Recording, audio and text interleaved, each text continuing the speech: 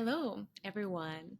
This is Vaida from Zen Booking, the ultimate retreats and venues booking platform. Today, with us, we have Annelies, who is the host behind L'Orangerie Retreat Venue in France. So, today, with Annelies, we're going to talk about the story of the venue, how it was created, what is so special about the location of the venue, who is this venue suitable for, and many other interesting things. So, Annalise, I'd love to learn a little bit more about you and actually how have you ended up um, owning this beautiful venue in France? At l'Orangerie. So, bienvenue. Um, yeah, how did I end up here? It's a long and a short story. I have been looking for places, I think, for about 10 years. Every time I was in France, I found a reason to have lunch at a very special place where there happened to be a house for sale. And then one day my father sent me a link to this place, and I said, but Normandy, I've never even been to Normandy. We went, it was the 29th of February, 2020. We got here, it was a torrential downpour, it was awful weather. And I saw it, and about 3 hours later, I decided I wanted to buy it. So it's a long and a short story, but then I set out to sell my house in the Netherlands because I'm Dutch originally. And then I bought it and I moved everything here. And Wow. So it sounds like it was a very sudden decision. You just went there and you realized that this is the place that I want to get. yeah, So now you're really turning this place into a space to organize workshops and retreats. So I'm wondering what inspired you to kind of create this retreat center. well, actually, it was because I went on a few retreats. I did one retreat that was a year program. We had 5 3-day retreats. And at that place, I just noticed how important the location, all the facilities, and for me, especially the cooking and the food was. And I noticed that I just wanted to be the one in the kitchen. And I loved the way that she added to our retreat in a very like organic way. She was just the girl in the kitchen was just there. And if we needed a good cry, she gave us some onions to chop. and just the downtime from the retreat was so nice because the food was nice and the venue was nice. There you could take beautiful walks around nature. And I decided this is what I want. And then I tried to find a few places, and it's quite difficult to find something that's big enough, that has a big enough kitchen, that has a dining room, that has a place for me to live in. And yeah. And I'm I'm curious then as well, like this places in France, and what is so special about actually the location of the venue? Like what is the surroundings like? Yes, so we are in the middle of what is called La Suisse Normande. So Normandy usually is quite flat, but we have some hills and mountains here. And l'Orangerie is the old orangery of the Château de la Forêt-Auvray. And so I'm looking there because the chateau is right there. When I look out the window, the old chateau is there. The first defense structures were from the 800s. And then this place was built around 1700. And you can see like the ceilings here are 4 meters high because they were used to put the tropical plants that they imported in a safe place during winter. And it was a little bit of a prestige thing to have a place where people could have tea and things and be surrounded by these plants in wintertime. And you can really see like the little old details here of how it used to be here. And I live in the house where you can see used to be stables. Um, and my house is actually very with very small entryways and things. And I had to do some work to actually make it a little bit higher because I'm of Dutch height and not. So that's and actually so La Suisse Normande. It's green and beautiful here. There's hiking, there's biking, horseback riding, canoeing. It's just That this venue is truly historical, and that when we are stepping into this space, we really feel the history of how it was hundreds of years ago. So I think this is what makes it really, really special. And it sounds as well that there is a lot of really interesting activities that people who come there can do. And yeah, so what I'm curious, like, so is the venue like very much then in the countryside, or are there any big cities close by as well? No, we are really, really in the heart of the countryside. We have one touristic site at about 5 minutes, which is called La Roche d'Ouetre, where there's a bistro and there's like hiking trails and things. So that's really close. And then we have Caen, the big city, about 45 minutes away, and Bayeux, about an hour away, and Paris about 2.5 hours by train. So we are in the middle of nowhere, but then again, uh, when you start the car, you can be in the city quite, yeah. Yeah, that sounds great actually, especially for a retreat that really wants to focus on kind of not having any distractions Yeah. around, and just to really like immerse themselves in the experience.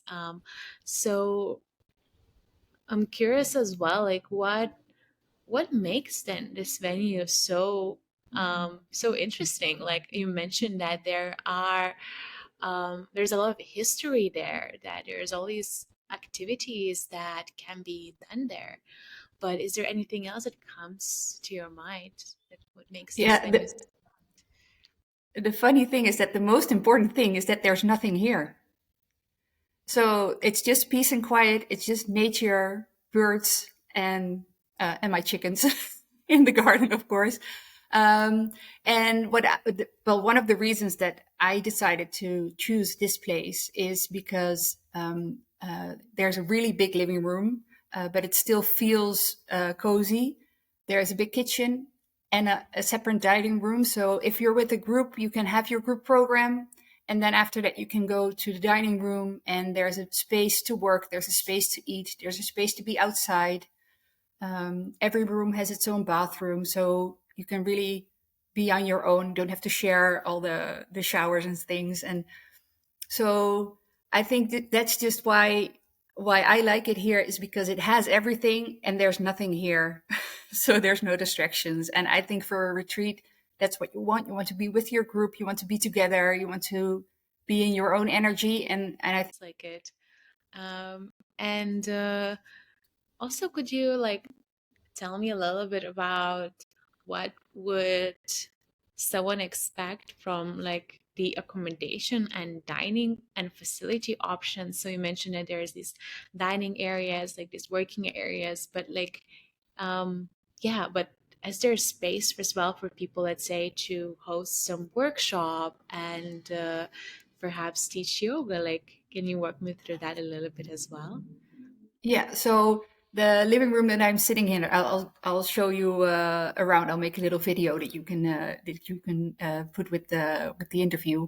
It's about 10 meters by 5 meters, so you can do really anything you want. You can just push aside the sofas and have your workshop here. There's a big table where you can sit together as a group. So I think it's possible to do just about anything. Last March, we had an opera group that they did singing, and it was a very technical singing, so it wasn't like I was in like an opera for the whole month, but They just could be here and use the whole salon for their singing, and there was place for everybody to listen and for the teacher to be at his piano. Unfortunately, I don't have a piano yet. It's on the wish list. So anything from music, singing, painting, yoga, meditation. What else do people do? Making a 5-year plan with your company. Um, you name it, and I So it yeah. seems like the possibilities are truly endless. Yes. And so about the facilities, so there's 7 rooms and there's 7 bathrooms. There's 12 separate beds and 20 pillows. Pillows is what I usually say. So, there's a few rooms with 3 beds and a few rooms with 2 double beds and a few with 1 double bed. So you just have to sort of figure out how that works for your group. And then I have a separate studio for the people that are hosting the event. So they can be on their own and they have their own little kitchen and also a shower and a bathroom. So um, I think that's one of the things that I would want if I was hosting an event. Maybe a little place to myself where I can regroup and recharge and then be back with the group again.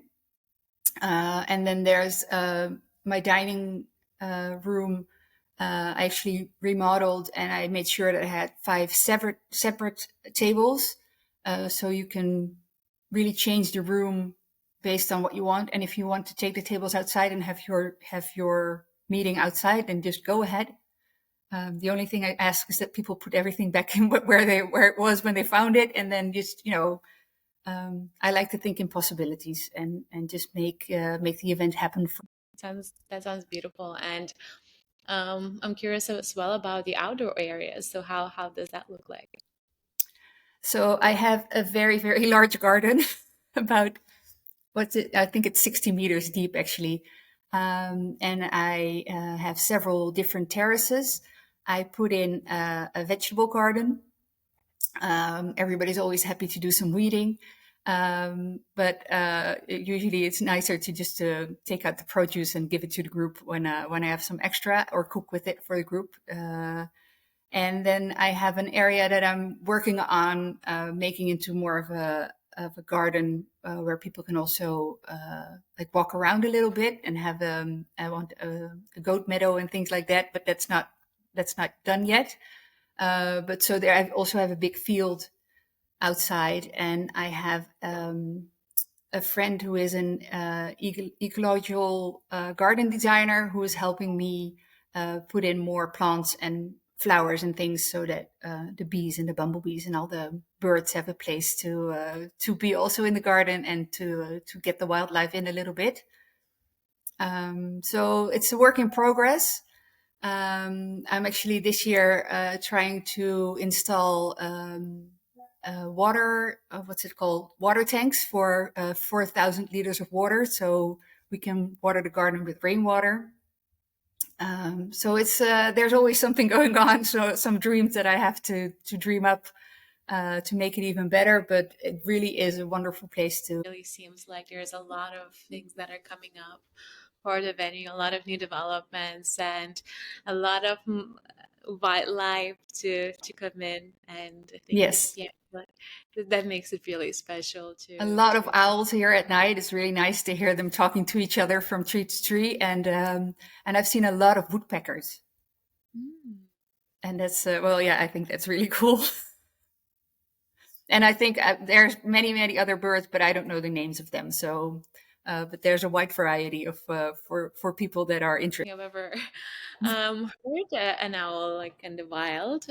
So that sounds really interesting to me. Yeah, yeah. So I'm curious then as well, like if someone wanted to organize a retreat at L'Orangerie, like how would they know that this is a suitable venue for them? Well, you can always send me a message with what your plans are, and I'm happy to think along with you. Um, I think, like I say, like I like to think in possibilities, but doesn't mean that anything is possible. But I also like to be involved in what people are envisioning and to help them create what they're dreaming about. I can be as hands-on as they need me to be, so I can say, okay, let me take care of all the grocery shopping and all the meals.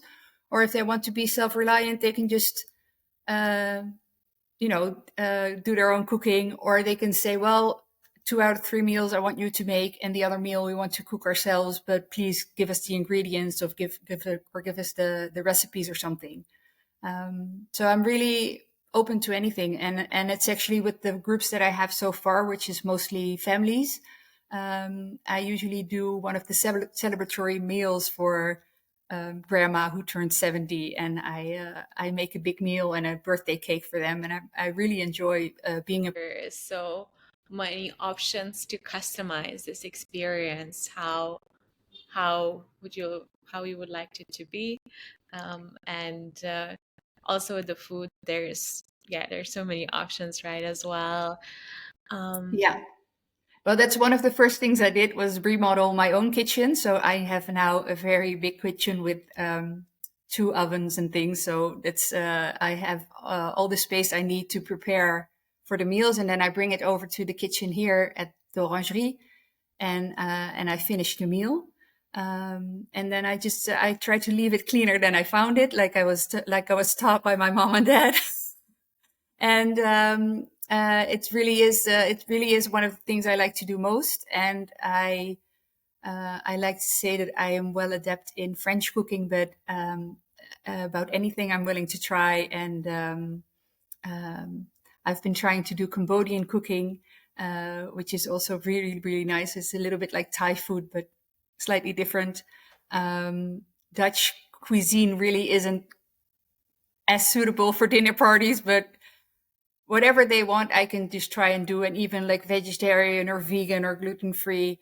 Um, it's really nice to have a host who is really like willing to be flexible and to adapt and to innovate with new recipes and new meals and even Cambodian cuisine.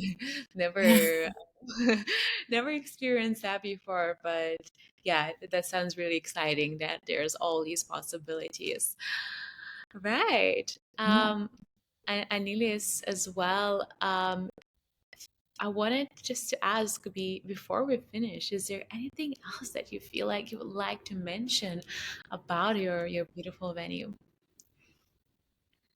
Well, let's see. I think we covered about just about anything. I'm just looking forward to offering everything that I envision to the people that are looking for venues at Zen Booking, and I really hope to grow together with your website and welcome as many. Thank you so much for sharing your venue with us. And if anyone is interested in actually learning more about Orangery, then the link to the venue is in the description. So you can just go there and click the link and learn more on the website. As well, there is an option to contact the host.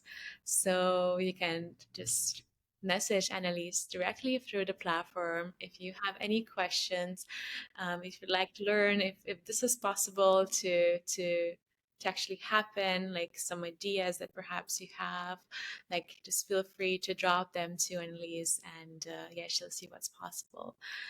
Right. So thank you so much, Yes, Annalise, and have a lovely day. yes, you too. I think it's clearing up. I think I'm going to take my new dog out for a walk, and I hope to see everybody soon here.